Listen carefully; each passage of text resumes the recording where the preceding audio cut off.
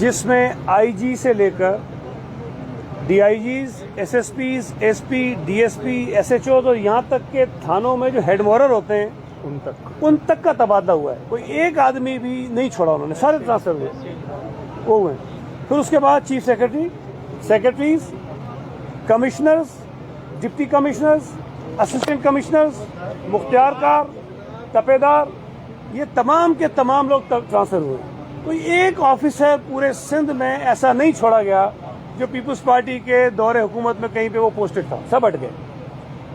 अब सारे हटने के बाद भी अगर कोई ये कहे कि सूबाई हुकूमत जो पीपुल्स पार्टी के कहने पे चल रही है तो इससे बड़ा मजाक कोई नहीं हो सकता। दूसरी चीज मैं आपको बताऊं कि आप लोग माशाल्लाह इलेक्शन कमीशन कवर करते हैं, आपको पता होगा, लेकिन चूंकि एमक्यूएम के लोग माशाल्लाह समझते हुए भी शायद बेवकूफ है बहुत बड़े, जो डिलिमिटेशन है उसके लिए एक कमेटी बनती है और जो कमेटियां इलेक्शन कमीशन ने बनाई वो हर जिले के लिए अलग थी।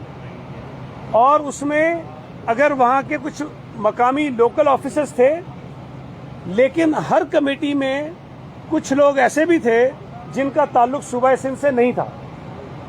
तो जो हल्काबंदियां की उस कमेटी ने की, उस हल्काबंदी में ना तो इलेक्शन कमीशन के किसी मेंबर का कोई रोल था और ना ही जो हमारा सूबाई इलेक्शन कमिश्नर है उसका कोई रोल था। वो बन गई। उसके बाद अपील्स फाइल हुई, यहाँ पर जो ऑब्जेक्शंस हुई, अपील्स हुई डिलिमिटेशन के खिलाफ, उसमें भी यहाँ दो बेंचेस बने। एक बेंच को हेड किया चीफ इलेक्शन कमिश्नर ने और उनके साथ एक मेंबर था, और दूसरे बेंच को हेड किया जो यहाँ के सीनियर मेंबर थे, उनके साथ दो मेंबर थे। और इंटरेस्टिंगली अगर एमक्यूएम की सिर्फ बात करें तो कराची के जो 7 जिले हैं वो किसी एक बेंच में नहीं थे। कुछ जो थे वो चीफ इलेक्शन कमिश्नर की बेंच में थे और कुछ जो थे वो दूसरे बेंच में थे। अब वहां सबसे ज्यादा एतराजात जो सिंध में फाइल हुए हैं वो पीपल्स पार्टी की जानिब से हुए, सबसे ज्यादा, और सबसे ज्यादा मुस्तरद हमारे हुए हैं।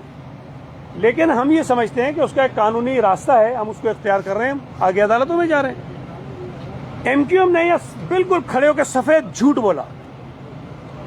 चूंकि जो अपीलें फाइल होती हैं उसमें पार्टी का तस्करा नहीं होता, इसलिए आप एग्जैक्टली पता करना मुश्किल होता है कि कौन सी अपील किसकी थी। लेकिन जिस जिले से मेरा ताल्लुक है, कराची का जिला ईस्ट, मेरा ताल्लुक उससे, मैं वहां से एमपी हूं, उस जिले में हल्का बंदियों पर सबसे ज्यादा एतराज पीपल्स पार्टी के थे और एक एतराज एमक्यूएम का था, सिर्फ एक। सारे एतराजात मुस्तरद हुए सिवाय एमक्यूएम के।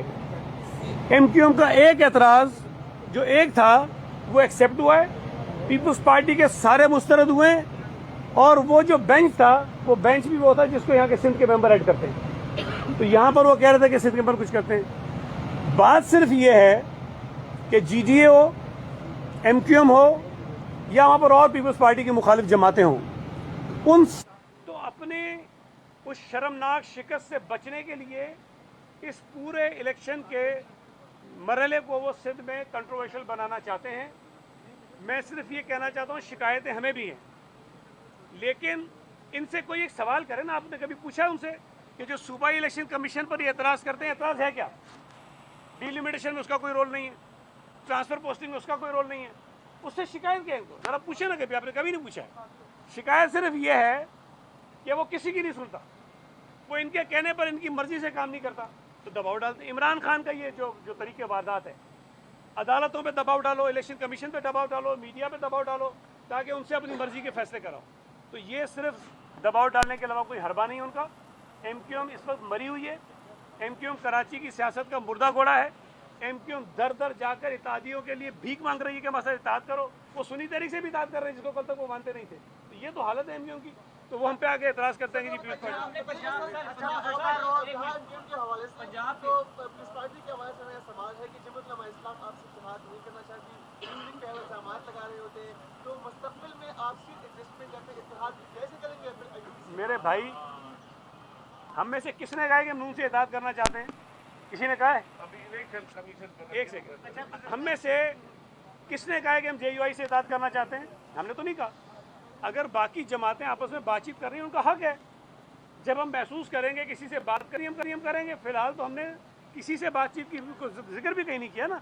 तो मेरा ख्याल है ये तस्वर कायम कर लेना कि बाकी सब एक तरफ हो गए, हम एक तरफ हैं, एक तरफ इसलिए हो रहे हैं कि उनको पता है कि सिंध में पीपल्स पार्टी को तन तना वो नहीं हरा सकते हैं, और मैं आपको बता रहा हूँ ये सारे मिल जाएंगे तब भी हारेंगे इंशाल्लाह। सर, आपने कहा पंजाब में विलेज काउंसिल में बंदे भर्ती हो रहे हैं, तो पंजाब के जो ज़ियाला हैं वो जरदारी साहब को कहते हैं मेरा बेटा है, तो क्या आपने इस रवैये की उनके सामने कोई प्रोटेस्ट नहीं किया कि ये ऐसा क्यों हो रहा है? सिर्फ एक बात कहता हूँ फिर ये बता दें, देखें चीफ मिनिस्टर जो केयर टेकर हो या प्राइम मिनिस्टर हो, उसको लगाने का जो आइन में तरीक़ेकार है वो ये है कि वज़ीर आला और लीडर ऑफ द ऑपोजिशन आपस में मुशावरत करते हैं, उसके बाद लगता है। तो सिंध में जब पंजाब में जब केयर टेकर चीफ मिनिस्टर बना, ना लीडर ऑफ द ऑपोजिशन हमारा था और ना ही चीफ मिनिस्टर हमारा था, तो ये किसी और की मुशावरत से हुआ है। वो अगर ताल्लुकात सबके हैं, हमारे भी सबसे हैं, तो इसका मतलब ये नहीं होता कि हमारे इशारों पे चलेंगे। आपको इसकी तफसील बताना चाहिए। एक सेकंड। सर, आपने विलेज काउंसिल के जो बंदे भर्ती हो रहे हैं, क्या ज़ियाला से इस हवाले से कोई प्रोटेस्ट नहीं किया कि क्यों भर्ती हो रहे हैं? बहुत शुक्रिया जी। देखिए पंजाब के अंदर जो विलेज काउंसिल्स बनी उस वक्त हमने उस पर बिल्कुल एतराज़ात उठाए और हमने सीएम साहब के नोटिस में भी ये चीज़ दी कि ये ठीक नहीं हो रहा, तो उस पर वो एतराज़ात हमारे नहीं सुने गए और विलेज काउंसिल्स की कोई ज़रूरत नहीं थी। जब इनकी हुकूमत थी, साबका हुकूमत थी और वो 1.5 साल तक रही है, अगर ये चाहते तो उस वक्त इलेक्शन करवा सकते थे।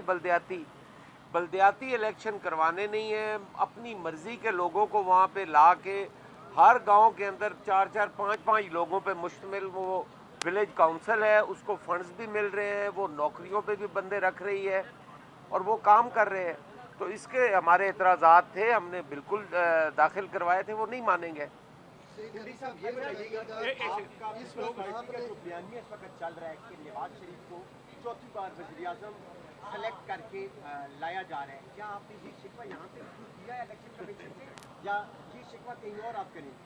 देखें ये शिकवा इलेक्शन कमीशन से नहीं बनता, इलेक्शन कमीशन तो उनको ये काम नहीं कर रही। हमने कहा कि ये एक तस्वुर है और ये एक राय दी जा रही है, और जो PMLN के हमारे जो दोस्त हैं जो टीवी प्रोग्राम में आते हैं, कभी कहते हैं कि हमारी बात हो चुकी है, कभी कहते हैं कि हमारा मैच फिक्स हो चुका है, और बात करते हैं कि हम 120 सीटें पंजाब से जीतेंगे। तो आप सर्वे भी करते हैं और इलेक्शन का भी एक पैमाना रखते हैं। तो लेटेस्ट सर्वे और लेटेस्ट इलेक्शन के मुताबिक जब शहबाज शरीफ साहब वज़ीर आज़म थे और हमजा शहबाज साहब वज़ीर आला थे, तो 20 ज़िमनी इलेक्शन हुए, उसमें से 19 PMLN हारी और 1 जीती, और 2 सीटें हमें दी गई थी कौमी असम्बली की, मुल्तान की और कराची की। हम मुल्तान भी जीते और कराची भी जीते। तो लेटेस्ट सर्वे के मुताबिक तो वो 99% सीटें हार चुके थे। बयान देने में, बाकी चीज़ों देने में कोई हर्ज नहीं है। अभी मुझे अपने पार्टी के जनरल सेक्रेटरी जो खैबर पख्तूनख्वा के, उन्होंने बताया कि खैबर पख्तूनख्वा में सिर्फ 22 ज़िले हैं जिसमें PMLN को सिर्फ एप्लीकेशन ही नहीं मिली। लिहाजा जो लेवल प्लेइंग फील्ड की बात है, जो तासुर दिया जा रहा है, जो वो तासुर क्रिएट करते हैं, और नॉर्मली माजी में हमेशा ये वतीरा रहा है PMLN का कि उन्होंने इदारों को सियासत में धकेला है। हम तो कहते हैं कि वो बयाने पे आएँ कि मुझे क्यों निकाला, वोट को इज़्ज़त दो, फ्री एंड फेयर इलेक्शन की बात करें। अगर पंजाब की आवाम और पाकिस्तान की आवाम PMLN को वोट करती है तो हमें कोई एतराज़ नहीं है, लेकिन हमने पहले एक सेलेक्टेड को, हमें एक सेलेक्टेड को और एक लाडले को पहले भुगता है, उसका हशर आपने देखे पाकिस्तान के साथ क्या हशर हुआ। लिहाजा हम एक और सेलेक्टेड या लाडले को नहीं भुगत सकते। अच्छा, गुज़िश्ता रोज़ ये बताएं कि आपके हल्के में SSP राव अनवार ने बड़े संगीन इल्ज़ामात पीपल्स पार्टी पे लगाए हैं, इस पर आप लोग क्या कहेंगे?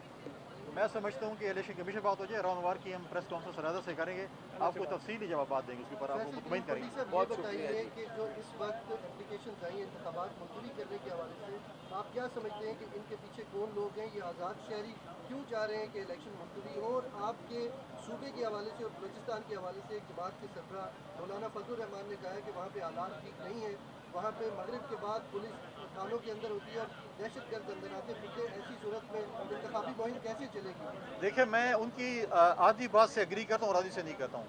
पाकिस्तान की सिक्योरिटी फोर्सेस ने, पाकिस्तान के पुलिस के नौजवानों ने, सियासतदानों ने, सिविल सोसाइटी ने, मीडिया के दोस्तों ने इस अमन के लिए बड़ी कुर्बानियाँ दी हैं।